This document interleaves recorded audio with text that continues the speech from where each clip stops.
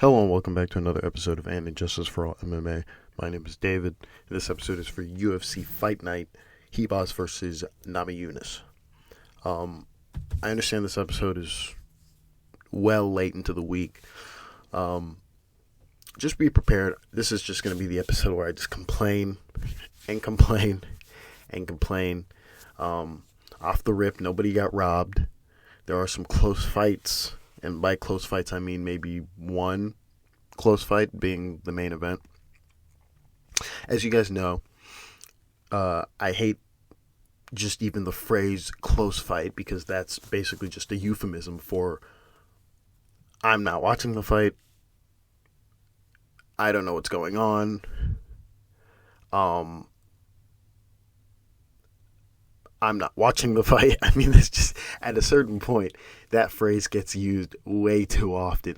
But in the main event versus Ribas and Namajunas, I think that's actually a fair comparison because we'll get to it in a second. But I'm just going to complain this episode basically about the commentary and the judging and just the optics of many of the fights.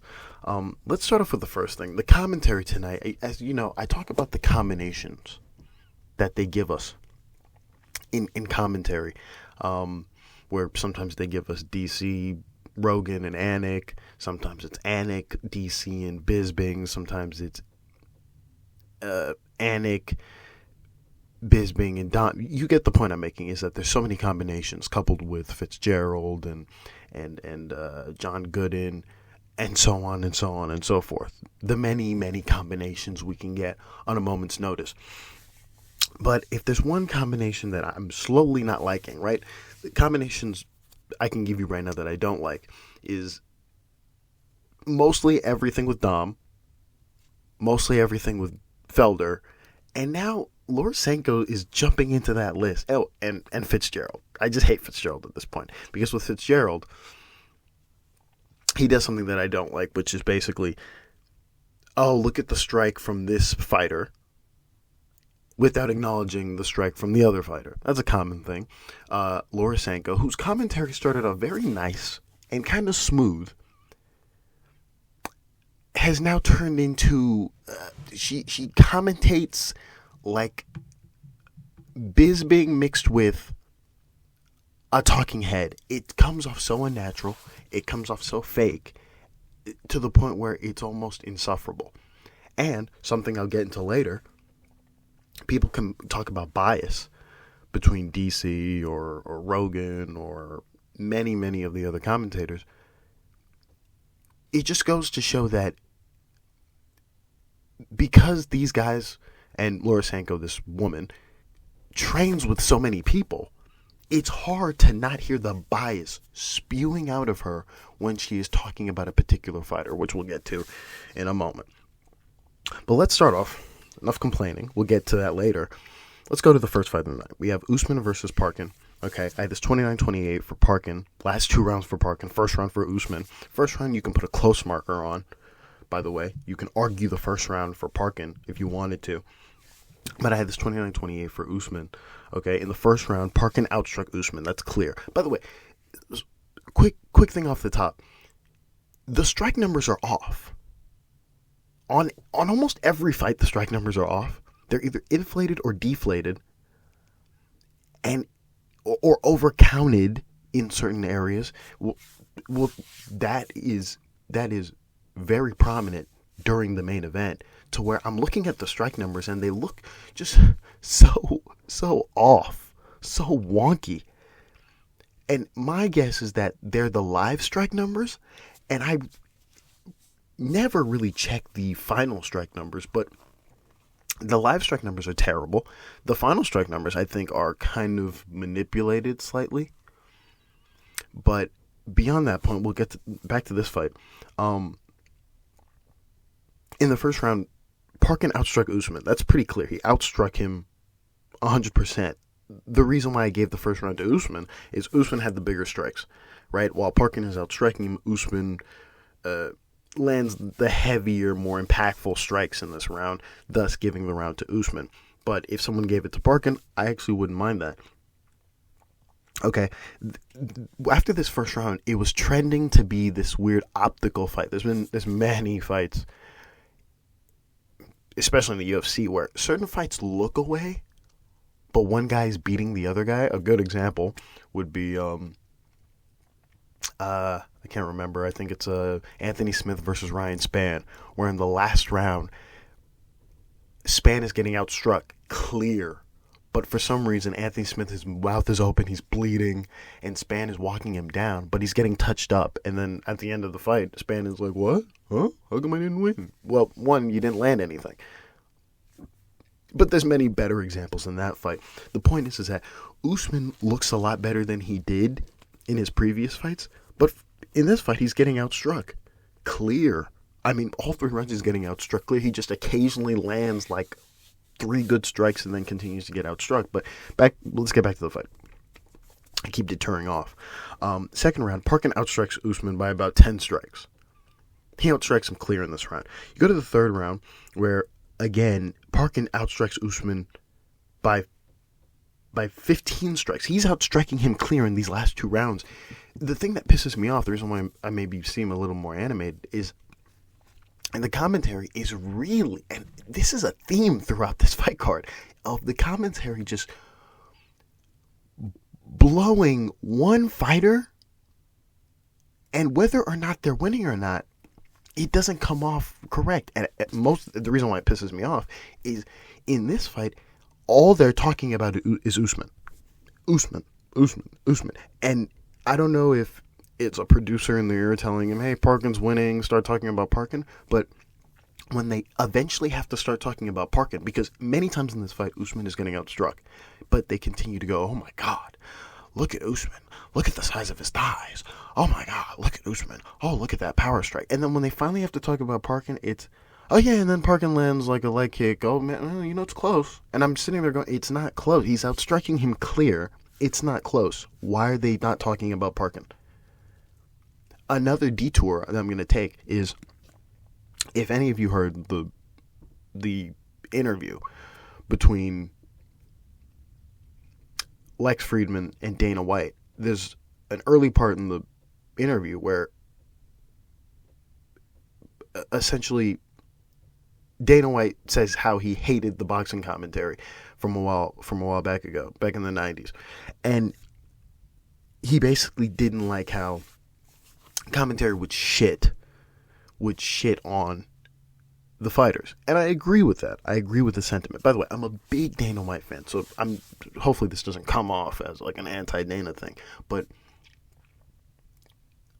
my problem with what he said there is, I don't think it makes the UFC commentary any better when you just have to combat commentary that shits on the fighter.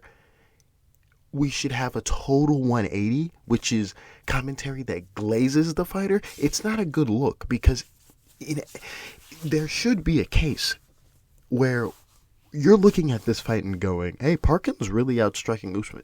You don't have to go, man, Usman's striking is really bad. We don't have to do that. I mean, you could do that. I would do that. But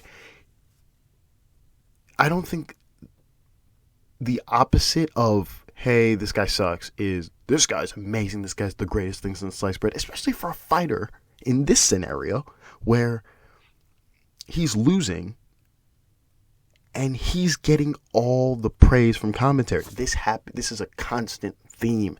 This is a constant theme throughout the night. We go to the judges' scorecards, okay? And all three have their scorecards all reflect mine. Mike Bell, Adelaide Burns, all their scorecards reflect mine. 29-28 for Parkin. In my head, I was very, very close to thinking that this was going to be a split decision. The optics of this fight did not look cool in any span, in any imaginable way. It's to even the point where at the end of the fight, Usman thought he won. And the other part that's really bumping my head is the politicking in the apex is very pronounced. It's very pronounced. Usman's corner just screaming off of every kick. Parkin's corner did the same thing too, but mostly when he landed, It was mostly when he landed. Usman was missing many shots and was still getting getting Valentina Shevchenko corner, Antonina Shevchenko corner shouts. It's insane. It's insane. We go to the second fight of the night, and it's Severino versus Lima. Quick thing before we get to the important thing about this fight. I had this 10-9 for Lima in the first round. Okay. 10-9 for Lima in the first round.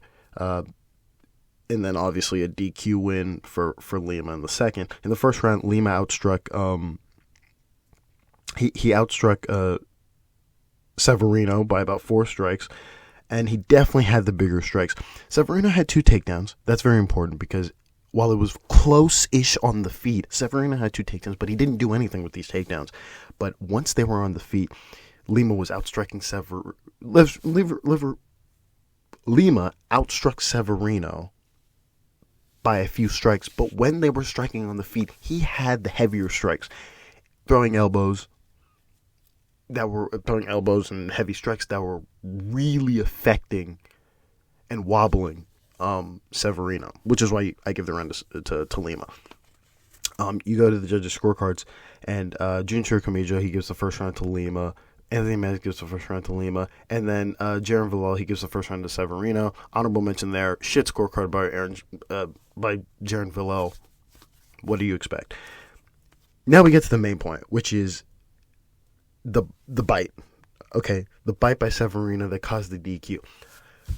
I want to preface this by saying I don't know how I would have reacted if I watched this live. Meaning I avoided all the spoilers. But I didn't avoid this spoiler. Someone spoiled this to me. But I didn't know which fight it was in. So I don't know how I would have thought in the moment on whether or not this warranted a DQ in the first round. Obviously, yes. Or in the second round. Obviously, it's fine. Once you see the bite, DQ, you can't bite, I'm fine with it. I just want to be clear in stating I don't know if I would have thought, should the fight have gone on? Because even Paul Felder was like, should we wait? Should we point him? Like, he was kind of throwing that out there of like, we could just point him and continue going, but I think this is a nice, cool precedent to have where someone bites you, we're done, you lose, goodbye. And that's what happened here. I do want to point out that on the intro to the main card, Laura Sanko, me again shitting on Laura Sanko, pointed out that it was unnecessary for Severino to bite him because he was winning the fight. First of all, he wasn't winning the fight. Just scorecard-wise, he wasn't winning the fight. Now, optically in the second round, it was too close to say if he was even winning the second round. It was too early in action to even say. I don't even have it off the top of my head what was going on. They were fairly close on the feed. He was going for another takedown, and he bit him. Now, his takedowns were ineffective. He did nothing with his takedowns in the first round. In this position, he was struggling to get another takedown, and he was getting outstruck on the feet, relatively speaking, meaning he didn't have the heavier strikes on the feet. He was losing. I'm just surprised. Like, I feel like she could have found a better example of, getting out of him finding a reason to get out of this fight.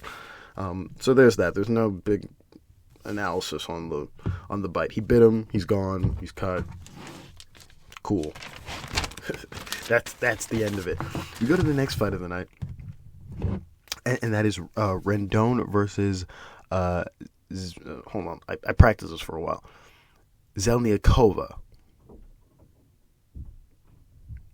Zheleniakova. Yeah. So I had this 29-28 for Zheleniakova. I do want to say another thing, dude. I'm telling you, this is the episode where I just complain. Okay, at the start, they put the promo package for Zheleniakova and Rendon. But they put a very long promo package for Zheleniakova, okay?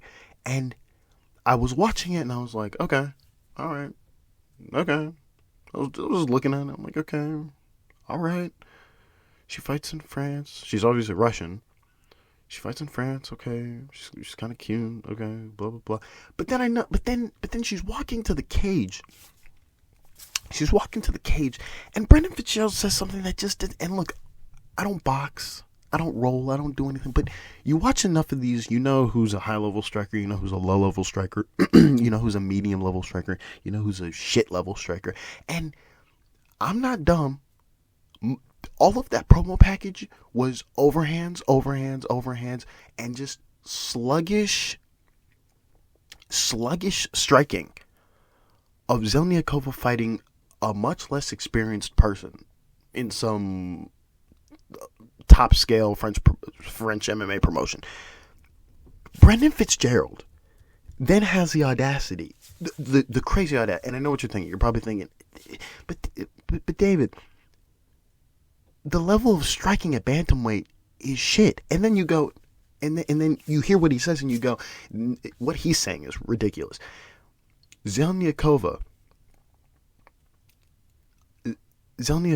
he then proceeds to say, Zheleniakova definitely has some of the better strike. No, he doesn't even say that. He says she has one of the best. Something to that effect. Some of the best striking at 135. And in my head crumbles, because not only have we not seen her fight yet in the UFC, he says she has some of the best striking at 135. To the point where I have to reach into my head and go, hold on a second. Maybe, like, if we compare to the top 15, I don't even think that's true. Because if you just roll off the top of your head, I know everyone clowns on Juliana Pena. Okay? But Juliana Pena, while her striking is, objectively speaking, not very good, Rendon, there were portions of this fight. There are pockets of this fight where, forget how heavy Rendon's hands are compared to Zheleniakova's, where Rendon was outstriking Zheleniakova. There are pockets in this fight where she's outstriking her. Okay? And Rendon is the grappler lady. It was ridiculous that he even said that. So, I wouldn't say her striking is better than Juliana Pena's. It's not better than the current champion, Pennington. It's not better than Mayra Bueno Silva. It's not better than Amanda Nunes. It's not better. She's not in there anymore, but you get the point. It's not better than... You can just keep going down the list. It's not better than Ketlin Vieira. It's not better than Penny Kianza. It's not better than... It's not better than a lot of people. Okay? Give me one moment. Okay. We're back.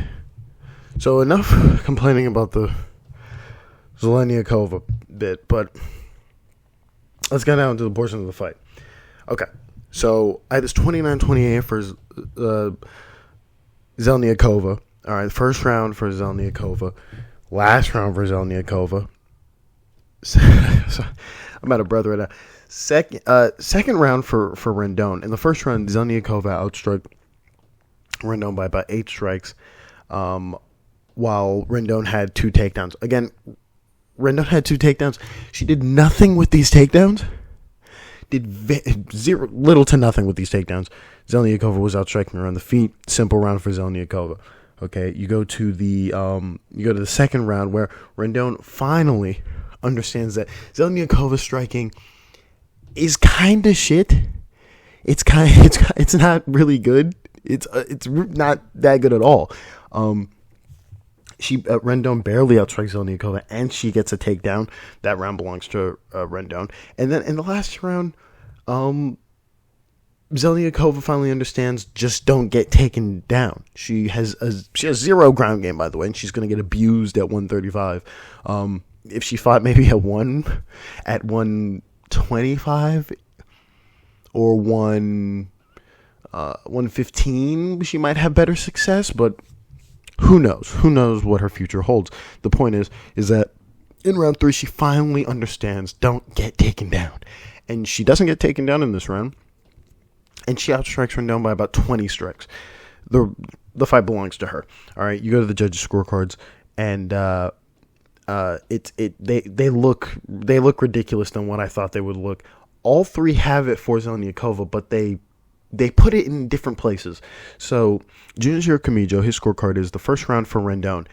This is nonsense. I'm assuming he's thinking, okay, 2 takedowns, but she does nothing with these takedowns, and she gets outstruck on the feet. Honorable mention of Junichiro Kamijo. It's very stupid. And then he gives the second round to Zheleniakova. Guys, when I say that the judging doesn't make sense, it doesn't fucking make sense. It makes 0 sense, actually.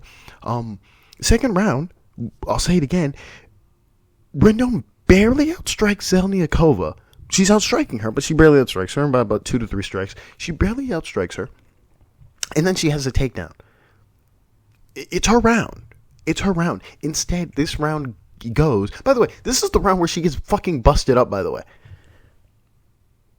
This is the round where Zheleniakova gets busted up and her mouth is her face is bleeding. Now, if you know me by now, that's not a factor in giving the rounds to anybody. But still...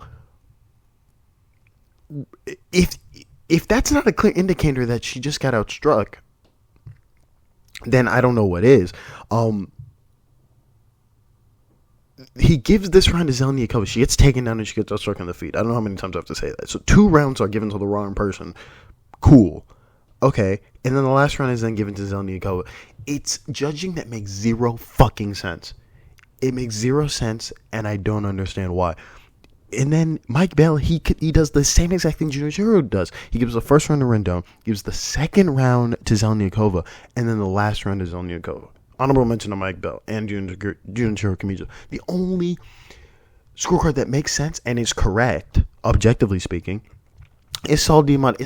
It's weird. I have this love-hate relation with Saul D'Amato. One scorecard is terrible. One scorecard is good. It makes no sense. It's so inconsistent. It makes no fucking sense. But here we go. First round, Zheleniakova, correct. Second round, Rendon, correct. Last round, Zheleniakova. Simple 29-28 for Zheleniakova. Absolute fucking horseshit nonsense. Craziness. We go to the next fight. And this is Errens versus Nguyen. Again, another example of just commentary being stupid. 30-27 to Errens. Simple 30-27. You would think, if you heard the commentary and you just closed your eyes, that Nguyen was winning.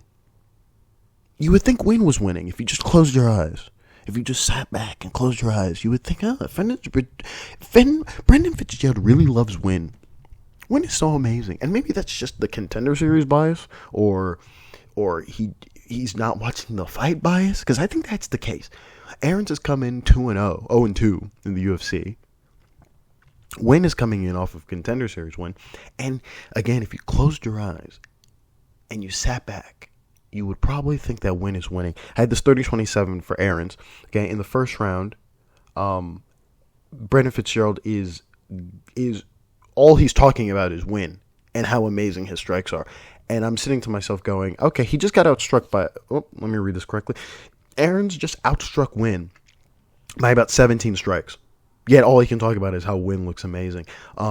He's outstriking Nguyen essentially throughout the round, but it's punctuated at the end of the round, which is what Fitzgerald mentioned 70 billion times. You go to the second round, and Errens outstrikes... it's kind of close in between the rounds, and then he definitely outstrikes him towards the end of the round, and he drops Nguyen as well. Errens does. And then the third round, Errens outstrikes and he drops Nguyen again, and that punctuates the 30-27. You go to the judges' scorecards, where they're all the same. Mike Bell, Chris Flores, and Jacob Montoya all have a 30-27 for Errens. You go to the next honorable mention, and that's Holobaugh versus Ogden. Okay, I had this 30-27 for Ogden. In the first round, if I can find it, in the first round, Ogden had a takedown with ground and pound for about 3+ minutes. Holobaugh has no ground game. He can't get up from the ground. But That's actually not true because he does actually have a ground game. The situation here was that Ogden was really heavy on top, and you wouldn't have known that if Sanko didn't mention it 70 billion times. You wouldn't have known that if Sanko didn't carry the water for Ogden this entire fight. It's not as though he needed any water carrying. It's not as though this was a close fight. She really needed to send a message out to anyone that Ogden is just really good when he's down there. I had something I wanted to say, but I'm not going to say it. But Ogden in the second round, he had a takedown with ground and pound for 2+ minutes. This was the round where my skepticism of Laura Sanko's bias was shattered when Ogden had a takedown. And, I struggled with even mentioning this because there's many times someone gets a takedown and they sound subdued when they're mentioning how great the takedown was. Many times people will get a takedown and they'll go, oh my God, what a great takedown by that guy. Wow, beautiful takedown by this guy. Laura Sanko really made it clear that she loves Ogden by once Ogden had a takedown, I think once he got his takedown in the second round, she just really had to say and blurt out, beautiful. I mean, her voice sounded so high I couldn't tell what was going on. She said beautiful in the most beautiful way, in the most loud and beautiful way.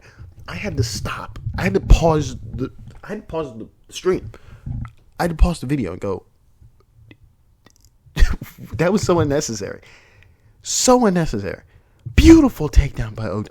I'm sitting there going, Laura, he's fine. Everything's okay. The bias from this commentary team was insane tonight.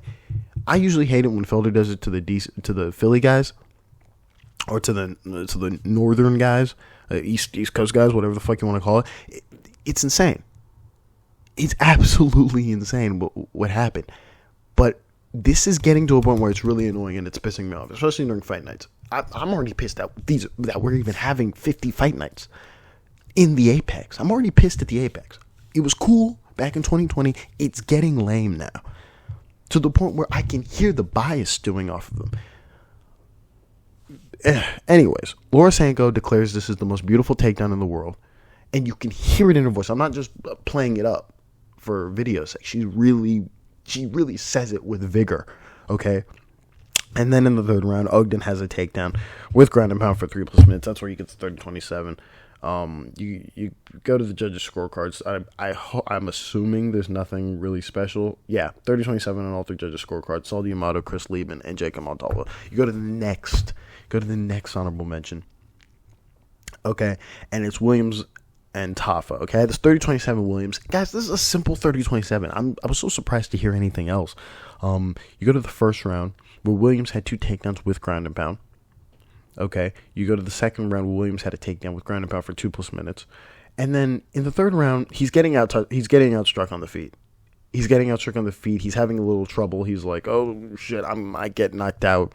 But despite getting outstruck on the feet, Williams gets 2 takedown with ground and pound that nullifies the strikes on the ground. The strikes on the feet with the ground and pound that he had in the last 2 rounds, with the 2 takedowns that he had in the last round, and he wins this round. You go to the judges' scorecards, and again, the judges and this damage thing that everyone keeps preaching, even though that's just another word for strikes. And I can't find the scorecard. The scorecard is not loaded. But if I remember off the top of my head, I heard 29-20. I heard 29-27. 29-27. I'm sorry, I heard 29-28, 29-28, and I believe I heard a 30-27. So I don't have those scorecards on me. I'll try and find them. Let me see if I can refresh the screen and they'll pop up. No, they're just not available. Okay. One moment. We'll look it up. We'll find it. It's not even on the website. We'll find it. I will find these scorecards. I will go to MMA decisions. Look at that. They have to have these scorecards. They do have the scorecards.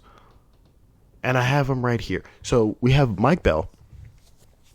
Okay.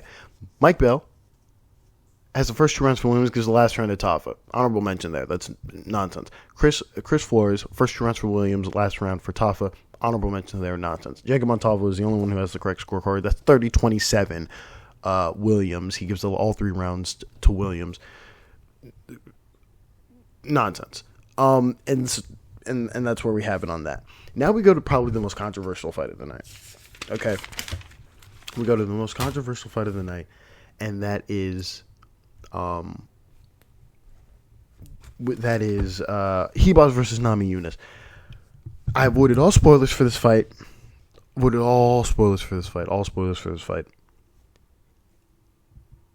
And then somebody spoiled that Namajunas won. So I was like, okay, whatever. I'll have to take time and watch the fight. So I finally get to scoring the fight. And I don't think Namajunas won. Now it's it's crazy. It's close. It's actually a close fight. For the one time I actually agree with the commentary here.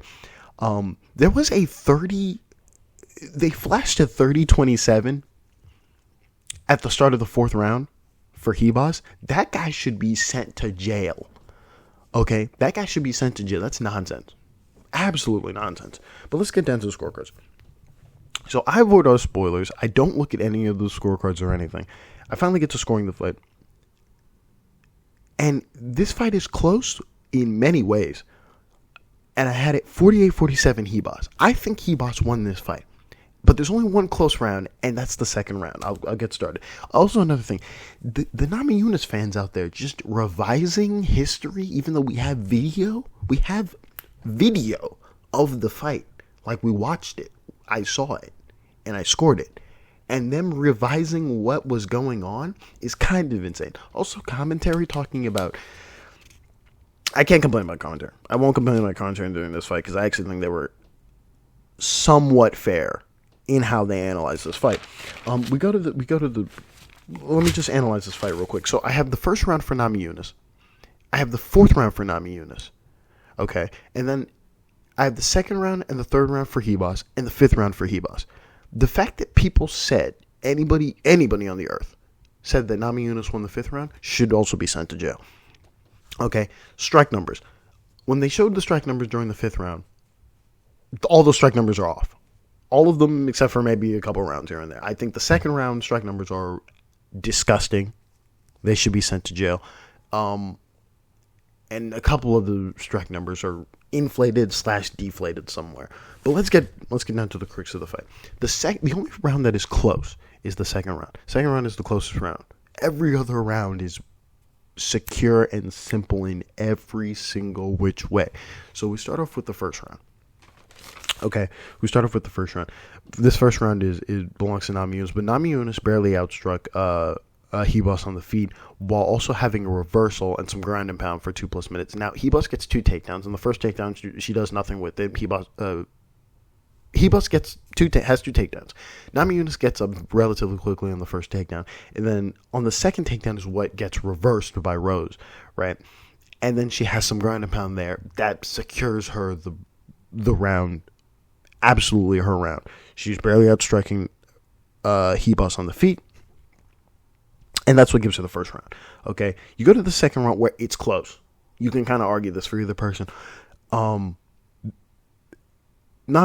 is getting outstruck. There's pockets of this fight. Where Namajunas is getting outstruck by Ribas. Can you make an argument that Ribas landed some of the cleaner strikes? And when I don't even want to say cleaner strikes, they both landed clean strikes. Namajunas landed a lot more better looking strikes. She landed a lot more overhand rights and straights that were very nice to look at. But if you want to say that Namajunas landed the cleaner strikes, that's just absolutely inaccurate. It's absolutely wrong. You go to the second round where Ribas outstrikes Namajunas on the feet. She's outstriking her on the feet. Now, Namajunas gets a takedown and lands very little ground and pound. Very little ground and pound. That you can argue is either enough or it's not enough.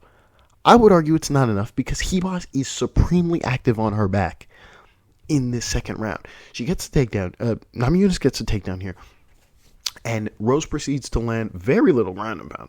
I mean, her ground and pound didn't look as good as her ground and pound in round one, right? Her ground and pound in round one was nice and decent and mostly to the face of Ribas. In the second round, it's a lot of body, head, but it's not a lot of body, head in the later rounds that we'll see. It's body, head, and she just stops striking. But Ribas is very active on her back, and to me, this gives her the round. It's close. You can argue, okay, she got the takedown and she was somewhat active on top of Ribas. But this is the close round that you can honestly give to either person, which is why I don't think this is a robbery in any sense. You go to the third round, which belongs to Ribas. Okay? Namajunas is outstriking Ribas on the feet by about 5 strikes. She's outstriking Ribas. Ribas gets 2 takedowns. One takedown, Namajunas gets up relatively quick. The second takedown is what matters. And she gets a takedown and has some ground and pound to close out the round. In fact, her ground and pound nullifies all the strikes that Namajunas had on the feet, and then has enough ground and pound to win her the round. And that's Ribas' round 3. We go to round 4. Okay, Ribas is outstriking Namajunas on the feet, but Namajunas gets a takedown with ground and pound for 2+ minutes. This is decent ground and pound, by the way. Much better ground and pound by Namajunas on the ground. By Namajunas, I'm just saying the same thing over and over again for about 2+ minutes. Ribas was slightly active on the bottom in this fourth round, but she wasn't as active as she was in the previous rounds. This round belongs to Namajunas. And then you go to the fifth round, which for some reason I'm saying some people say that Namajunas outstruck. This is ridiculous. Oh, she's hitting the air. Blah, blah, blah. They're just mimicking what commentary were saying at certain points of the fight, which what they were saying wasn't wrong, but it's when they were saying them that's being used for this round. Ribas outstrikes Namajunas clear. I want to say by the end of the round, it's by about 9 strikes, but she's outstriking Namajunas clear in this fifth and final round. And that's where you get the 48-47 on my scorecard. You go to the judges' scorecard, and this is just ridiculous. This is fucking atrocious. Okay? I heard a 48-47, so I'm glad that we're seeing something. But this is gross. This is absolutely gross. And we're going to start off with Mike Bell. The first and the second round go to Namajunas. I'm not mad with the second round, but whatever. First round goes to Namajunas. Second round goes to Namajunas. Third round goes to Ribas. Fourth round goes to Namajunas. And the fifth round he gives to Namajunas as well. Honorable mention, this is a terrible scorecard by Mike Bell. Honorable mention, absolutely stupid. You go to Saul Diamata, who, again, I don't understand Saul Diamata at all. So inconsistent in the scorecards. It starts off so well. He gives the first round to Namajunas, gives the second round to Ribas. I agree with that. I agree with that wholeheartedly. It's close. You can, if he gave it to Namajunas, I wouldn't be mad. But he gives the second round to Ribas, third round to Ribas. Duh. The fourth round he gives to Namajunas. Gives the fifth round to Namajunas. Make it make sense. It doesn't. His scorecard is the 48-47. His scorecard is the 48-47. Guys, if he had scored this fully correctly, it should have been a split decision. It should have been a split decision. Instead, he doesn't. Okay, whatever. We move on. Junichiro Kamijo, his scorecard exactly reflects Mike Bell. Just a terrible, just absolute nonsense. Please send me to UFC 300. We have, I don't even remember at this point. What do we have? We have one more, two more. We have 2 more fights. 2 more fights before we get to UFC 300. At this point, I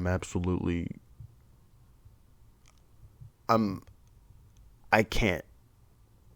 It's pissing me off. I need UFC 300 because at this point, it's killing my soul. It's killing my soul. And if we're getting shitty judging here, oh boy, can't we wait for UFC 300 where I'm sure we're getting decisions everywhere. But anyways, thank you all for listening.